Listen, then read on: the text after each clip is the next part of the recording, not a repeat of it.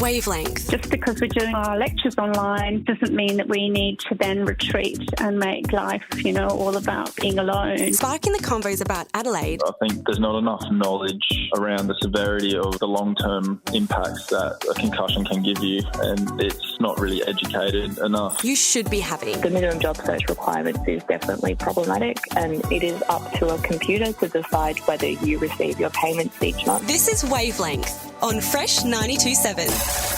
Hello friends, welcome back to Wavelength, sparking the convos about Adelaide you should be having. It is a beautiful night here in the heart of Adelaide City. It's been a big week as always. The Royal Adelaide show just finished, which is always so much fun. The Cranker was officially saved, which we covered a couple times, which is amazing news. And the Paralympics is in full swing. Tonight I'm joined by the always gorgeous Ella in the studio with me tonight. Hello. Hello, great to be back. Before we jump in, we do need to acknowledge that we're recording Wavelength on the land of the Kaurna people of the Adelaide Plains and pay respect to elders past and present. We recognise and respect their cultural heritage, beliefs and relationship with the land. We acknowledge that they are of continuing importance to the Kaurna people living today. We also extend that respect to other Aboriginal language groups and other First Nations. Like you mentioned earlier, Cass, it's been an exciting time recently, and guess what? We have an amazing episode for you all tonight. That is exactly right, Ella. Tonight on the show, we talk about deepfakes with the Senator Sarah Hanson-Young and the General Attorney. Trevor takes you through vegetation risks, and Emily takes you through all of the good news that has happened this week. Yes, but right now we talk about food insecurity and a really fantastic initiative that just started in Adelaide. To find out a little bit more, Liz is talking to the CEO of Foodbank for SA and NT, Greg Pattison. Take it away, Liz.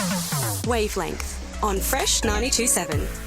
How has the cost of living affected Australia's ability to access affordable yet nutritious food? The impact of the higher cost of living has meant that the people in Australia and particularly South Australia and Northern Territory, who are now seeking food assistance has changed significantly. So it is no longer the unemployed, the homeless people, the people with addiction issues or any of those sort of issues. They're still in that cohort. But by far the biggest group now, 60% of people seeking food assistance have jobs and 30% have mortgages. So it is now normal working families who can't afford to buy the essential foods they need. What challenges are hunger relief services facing to meet the demands for your services? The obvious one is that increase in demand. So we saw in the last 12 months a 35% increase in demand compared to the previous year. Now we were able to supply that, and which suggests that had we had more food, that probably would have gone out as well. We saw some of our sites double compared to the previous year, particularly in the northern suburbs of Adelaide and all the way over to Ceduna. And more of the demand is actually occurring at our, what we call our food hubs, which are our own supermarkets that we have around the place, rather than through the intermediary welfare agencies. Many of the welfare agencies don't want to handle food anymore. How have hunger relief services like yours adapted to how they operate in response to an increased need for more assistance? The biggest change to us has been we are now virtually a food distribution company that happens to have our own outlets. They're not retail outlets, but they are basically, it's like a retail outlet. 70% of the food we distribute actually goes now directly to the families who need the help, rather than going through other charities. We are the only food relief organisation, actually, I should say, that actually operates outside of the metro area. So once you get out in the country areas, it's just us. We're going to be very busy in the next few years. Sparking the convos about Adelaide you should be having. Wavelength on Fresh 92.7. Thanks so much for that, Liz and Greg. That was such an amazing initiative that's been brought to Adelaide. Really interesting quote there that it's just normal families who are struggling with poverty. I think a lot of people, when they think of people who are struggling with food insecurity, they imagine people who might be struggling with homelessness or might be struggling with addiction. The cost of living and the current recession has really made it that it is your neighbours, it is your friends who are also going hungry. Yeah, it's a really interesting initiative. It's really good to see these kind of things popping up, especially considering the current state of the economy in Australia at the moment. It's really good to see at least people are trying to give back a bit. We're going to jump into some music. Right after the break, Alecia is diving into the world of deep fakes. Don't even think about going anywhere. You are listening to Wavelength on Fresh 92.7. Wavelength. Welcome back to Wavelength, sparking the convos about Adelaide you should be having. You've probably seen the term deep fakes on the news in the recent years. The rise of AI, people have been consistently worried about what this could all mean. To understand it a little bit better, Alecia is speaking with Sarah Hanson-Young, a Greens South Australian senator. Wavelength on Fresh 92.7. With the laws that have been introduced surrounding sexually explicit deepfakes, do you think there is more that should be done to prevent this content being produced? Yes, look, the new law that came into effect last week on deepfakes is a step forward. It's really important that we've made it illegal to share AI-generated kind of deepfake porn, non-consensual deepfake material that is being used to denigrate women in particular and young women. But we need to do a lot more than that. We need to be looking at what the availability of how these deepfake images and videos can be made simply through accessing apps online, things you can download on your phone or easily on your computer. We shouldn't be seeing apps like this that are designed purely and simply to denigrate women and to abuse people. We need more laws in place around the appropriateness of these types of apps and technology, and we have to hold the big tech companies to account. We know that there is a very laxed approach to social media and the laws and regulations that govern social media in particular in Australia, and we need to do much more to make sure the companies that are making a lot of money off these technologies and off these platforms are held account for the harms that they produce. With the technology being more readily available to produce concerning content such as deepfakes, what concerns does this raise for the youth? It's a very big concern that we have technology companies and social media companies that are pumping out platforms and AI generator apps without very little care of the harm that they create or how they will be used. These big tech companies, they like to make a lot of money off their technology and off their services, but they don't like to be held accountable for what it might mean for people. Young people, of course, are very savvy. They're very switched on to the abuse of material and the use of technology, but it shouldn't be up to young people to self-govern. It should be up to the social media companies and the tech platforms to be held accountable. Do you think schools and families should be doing more to educate the importance of treating each other as equal? If so, what? We do know that abuse, particularly towards women, and the use of technology to denigrate women is on the rise. And we need schools, we need parents, we need community leaders, those in our sporting clubs and sporting teams, to help to raise the issue of these things, making sure that young people have both a safe and space to talk about their concerns, but to also understand that when things happen that are not okay, that they're called out and people are held accountable. Now, obviously, this week we've seen the scandal in relation to Pembroke School and the denigration of women and female students at the school. There needs to be much more accountability for this type of behaviour. It's not good enough just to say, oh, well, it's a societal problem. This is a reflection of what happens in community. Schools in particular have a responsibility to ensure that students have access to respectful relationship training, to consent education, and to making sure that young people, male and female, men and women, young men and women, all know what the boundaries are and how to deal with these issues if an issue of consent is breached. Do you think the E-Safety Commissioner should be doing more to navigate these complex issues? If so, what? The E-Safety Commissioner does a really good job but has very limited powers, and it's one of the things that the Parliament is currently looking at to try and increase the scope of what the E-Commissioner can do. But it all comes down to these big tech companies being held accountable. They're making a lot of money and a lot of profit off using people's data, selling them advertising, breaching their privacy, and flogging services that ultimately, in cases of deep fake pornography, are being used to harm and denigrate people. These companies need to be held accountable. So it's not just up to the E-Safety Commissioner, it's up to the Parliament and the government to hold the tech companies accountable. Is there any other additional comments you'd like listeners to know? The only other thing I think to add is that deepfake technology is a concern right around the world, and it's not just in relation to how young people are engaging with this and the harm that can be done to particularly young women if their image is being used for deepfake porn and revenge porn. But as we head into an election, we're very worried that deepfake technology will be used to spread misinformation and lies on the internet across tech platforms about political parties, about politicians, about candidates. And we're already seeing this in the United States, and we're worried that we'll see more and more of it here in Australia. So we're going to have to see laws and the government increase penalties and outlaw using deepfake technology to spread lies during the election campaign.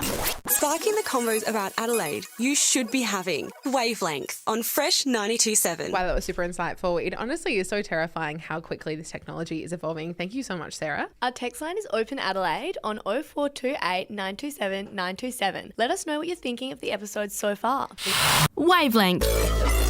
Just before the break, we spoke to Sarah Hanson-Young about deepfakes. But up next, Alecia is going a little bit deeper into the topic, talking with the Honourable Maher, the Attorney General of South Australia. Wavelength on Fresh 92.7. For those who might not be familiar, could you break down what deepfakes are for our listeners? Yeah, so deepfakes, as we understand them, they're used today, are basically images, so video or audio, of a real person saying things or doing things they didn't actually do. So using an image or a voice to modify or to wholly create artificially a person saying or doing something that they haven't done before. And a lot of people will be familiar with images of someone dancing or someone's voice saying things that they haven't actually said. The technology in this area has come along a huge way just in the last few years, where these sorts of images are now that close to a person that it's almost impossible in some instances to tell the real thing apart than these artificially generated images. And with the concerning incidents occurring at South Australian schools, do you think legislation would minimise the occurrences of... Yeah, so we haven't seen a huge amount of it in South Australian schools, although we do see individual reports, but certainly in different places around Australia. I think most recently in Bacchus Marsh in Victoria, there was a pretty well-reported incident.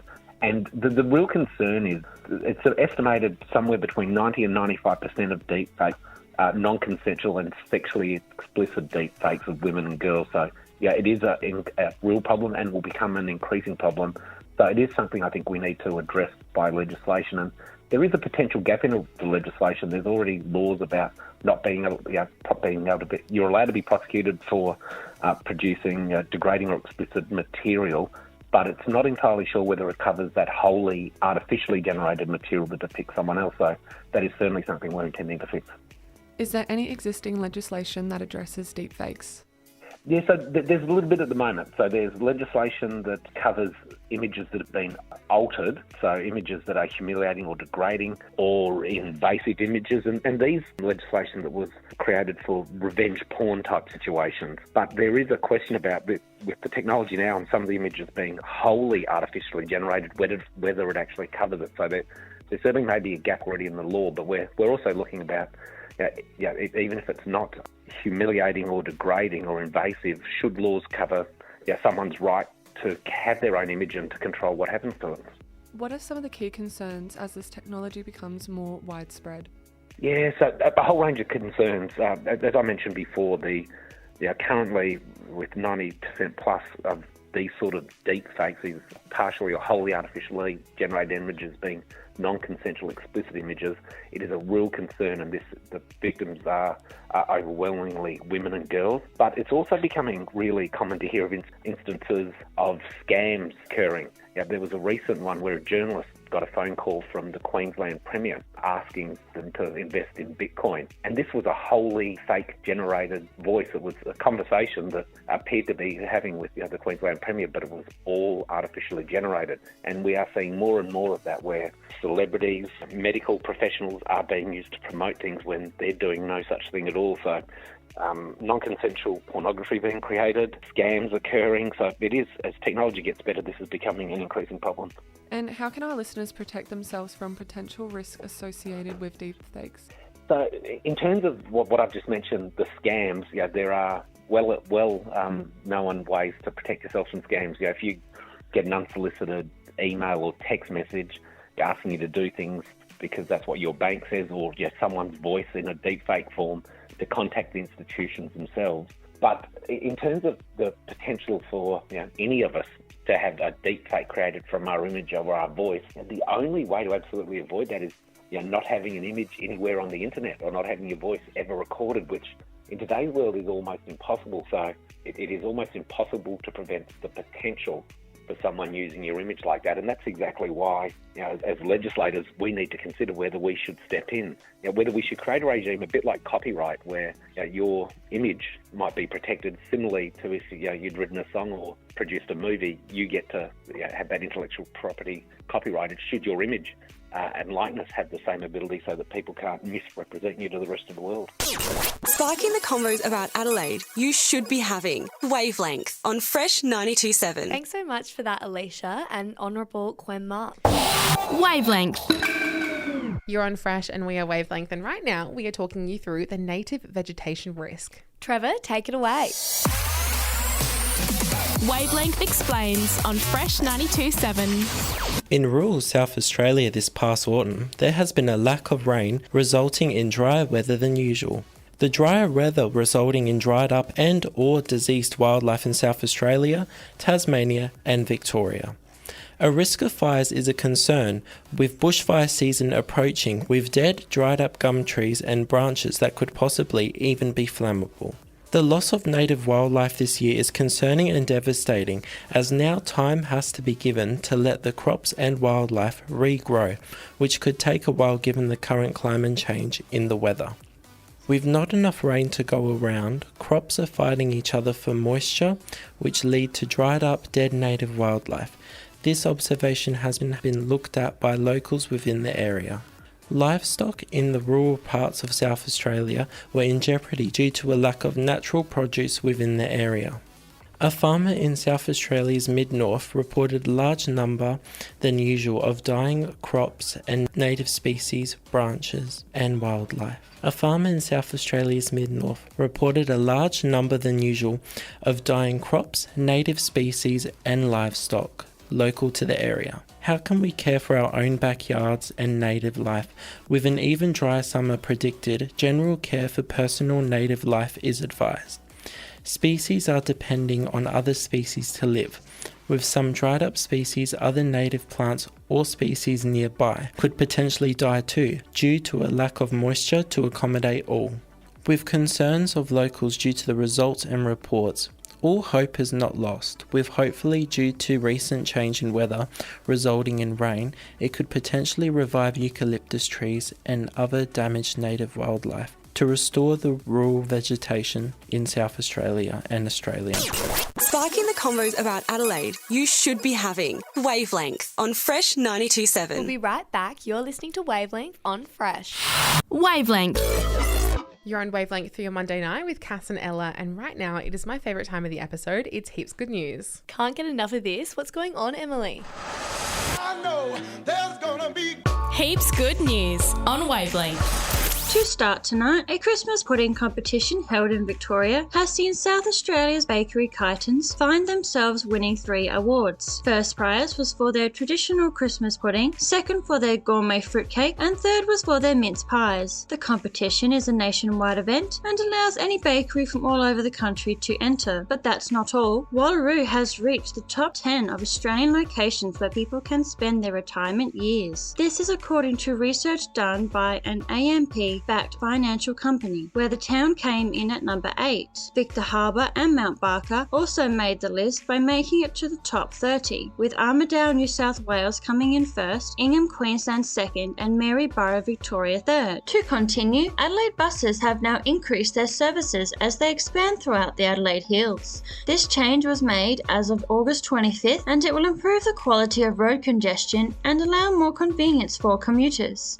This change has involved almost 600 extra services a week, where there is a 42% rise in frequency between the city and the hills. Next up, 2 dogs in South Australia were placed in the running to be named Australia's top dog at this year's Oz Top Dog Awards. Sophie the Poodle from Hindmarsh Island and Orca the Dalmatian from Angle Park were amongst almost 300 entries. 20 finalists were chosen for the top office dog and the top dog with a job judged category, and the winners were announced on Friday, August 30th. To finish tonight, an announcement from the South Australian Tourism Commission is regarding significant funding to support regional events for the state. A courtesy from the Commission's Regional Event Fund shows 37 regional events will benefit from a financial injection of $531,500. The initiative is to nurture growth in new and existing events and improve economic activity by boosting the state's tourism throughout the SA regions.